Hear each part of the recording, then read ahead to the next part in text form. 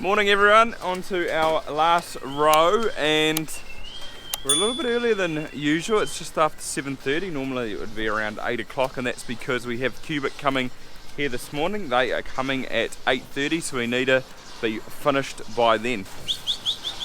Come on.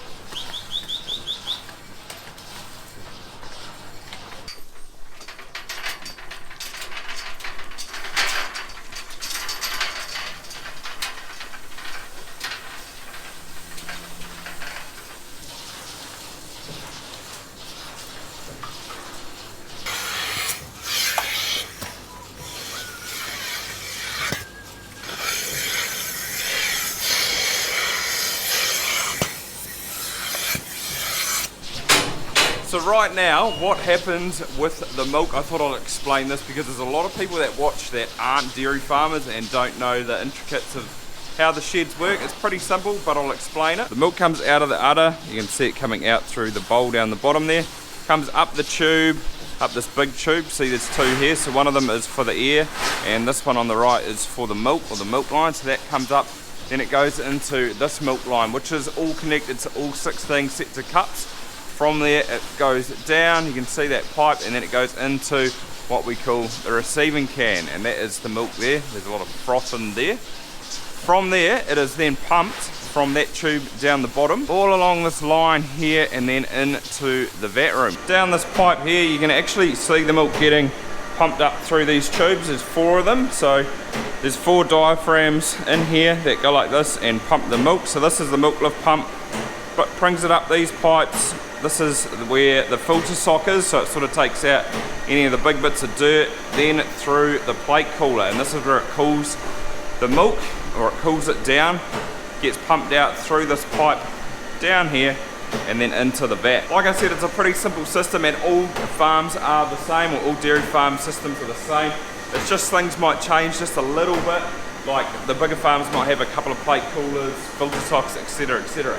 But what we are doing is we are replacing the milk lift pump. So can you hear it knocking now? And it has been knocking like that ever since we've had it. We actually took it out of the bottom shed when it was there, and we brought it up here because we used to only have one of these. So instead of having 2, a double header, we only had 1, and it used to struggle keeping up with the milk. We'd put like 14 cups on, and then it would overflow the receiving can.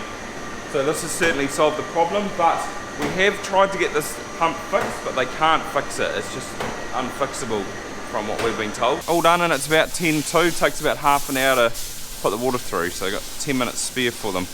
But Cubic are pretty much just coming out and replacing that pump by putting a new one, or one that we got off Johnny, our neighbour, just down the bottom here, so it'll come straight from the receiving can and get pumped out here instead of in the vat room. So that knocking sound, that should go, which will be quite nice. It should be a bit quieter, I hope. I hope that pump doesn't make too much of a sound. I've shut these girls in, so I might head back. I think we're going to take that milk lift pump off the wall. It just saves them doing it, and it's cheaper if we do it, so I might go and do that.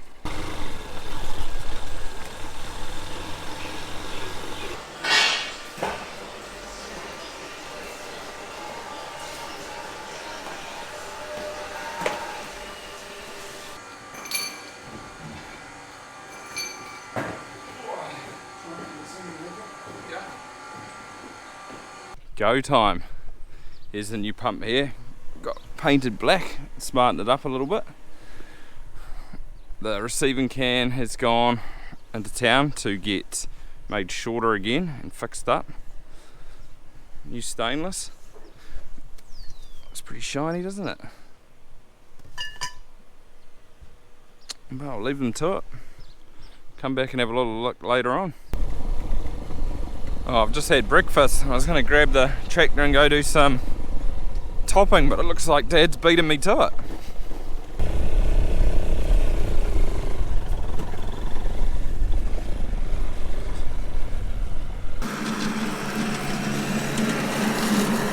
Just mainly tidying up all these thistles. This paddock's so weedy.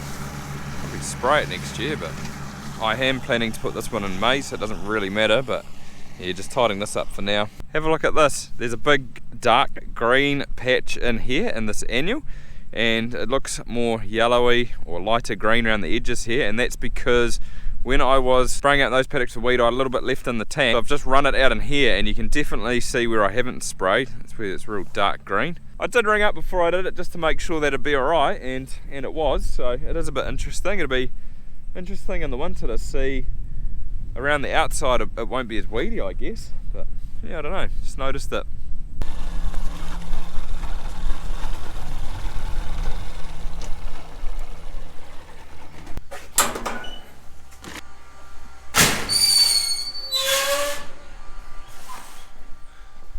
They're all done. Not even here. Whoa, far out. Let's go and have a little look.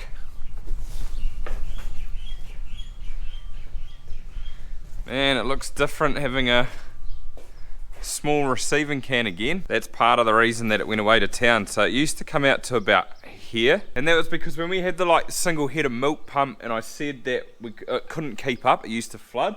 One of the things that we did right at the start when I came back home was push it out so it held more milk, so it gave it more time to pump it while the cows had sort of milked out and the next row was coming in.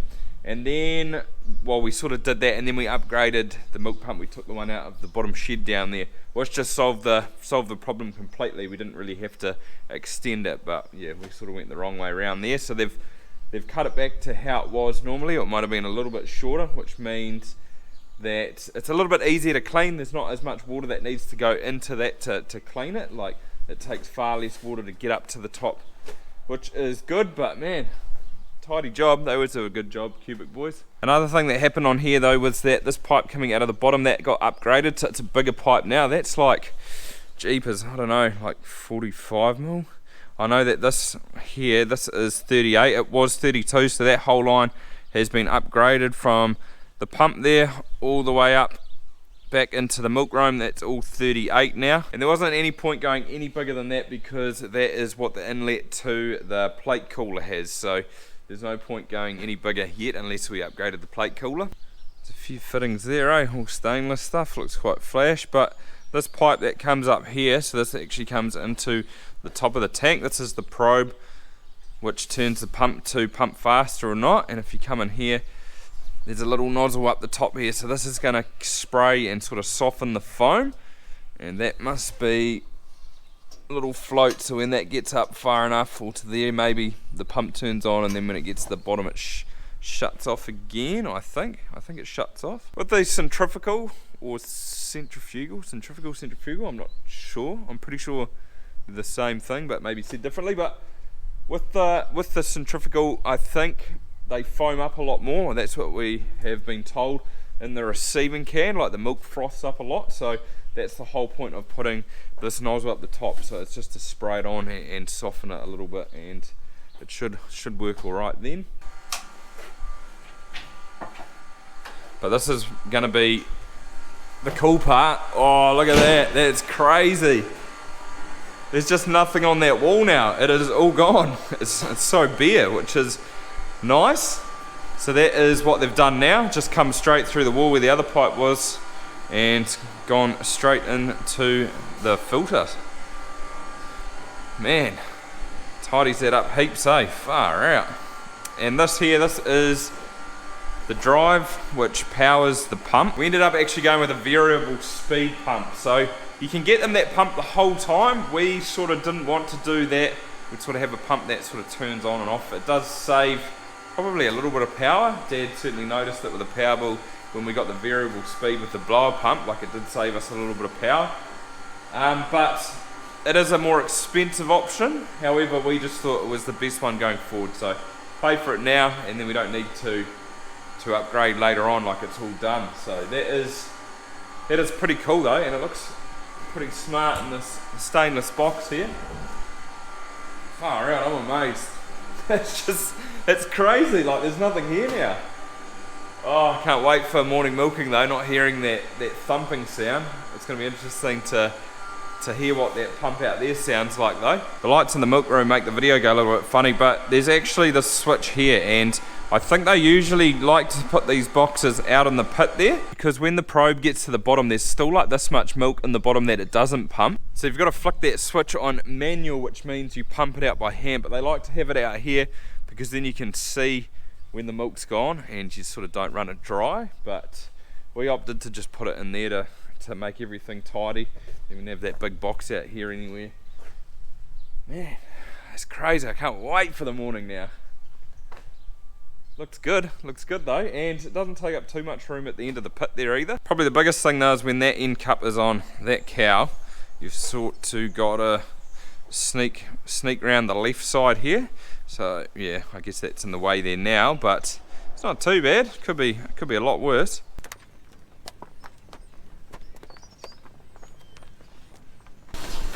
Morning. Right. How's the new pump going? It sounds way quieter in here. It seems to be pumping the milk away, but there is no milk in there, it's stopped. Yeah, so that's the whole point of the variable. We can see there's milk in the receiving can. Obviously it's halfway, so it'll be pumping now. You can hear it. Yeah, you can hear it. It's just a real low, I don't know if you can hear it on there, it's just a real low hum. So it is just so quiet this morning, there's no knocking. Yeah, that's a change. And it's half full, so it's going to be interesting when we peak milk, which is when the cows, or say going before October, when the cows hit their most production for the season, how full that's going to get, because it's quite full at the moment, like halfway. You're holding most of its foam, possibly. You reckon? You'll hear it start up. Can you hear it speed up now? Oh yeah, okay, so the pump has sped up now that it's more full. But still, during peak it'll be interesting to see how full that can get, because that's when the most milk's going through there. And now that we have shortened it again, it might, I don't know, we'll see how we go. The float in there's probably not even halfway, so, well, it won't be halfway now. But if it was right at the top, maybe it'd kick that pump into overdrive and it'd pump pretty fast, so it'd probably be alright. We're both going to cup on now and put the cups from this row onto that one as fast as we can and see how full we can actually get it.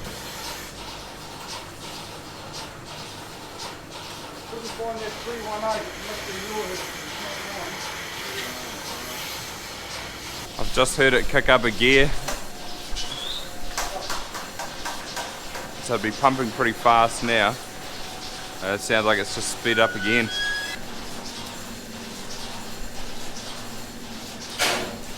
Sounds like it's pumping pretty fast. You won't be able to hear it on there because it's real quiet, which is nice. And the milk's dropping now, so yeah, we should be alright. That's it, milking over. Cups are all up. And there's a little bit of milk left in the can, so that's what that switch is for, to pump all this through.